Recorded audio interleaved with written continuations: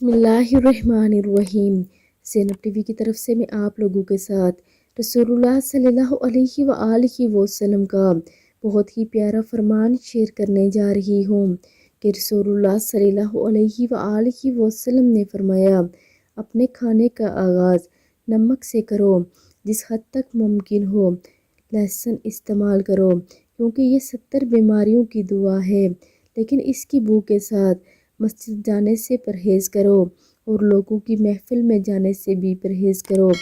جب جناب نوح غم کا شکار ہوئے تو اللہ کی وحی نازل ہوئی کہ کھیر کھاؤ، جس حد تک ہو سکے بھیڑ کا گوشت استعمال کرو، کھانے کے بعد اپنے دانتوں میں ہلال کرو، کیونکہ ہلال کرنا ایک قسم کی پاکیزگی ہے اور پاکیزگی ایمان کا جز ہے، اور ایمان مومن کے ساتھ جنت میں ہوگا۔ تو آپ سب بھی ویڈیو کو آگے لازمی شیئر کریں۔ جزاک اللہ خیر۔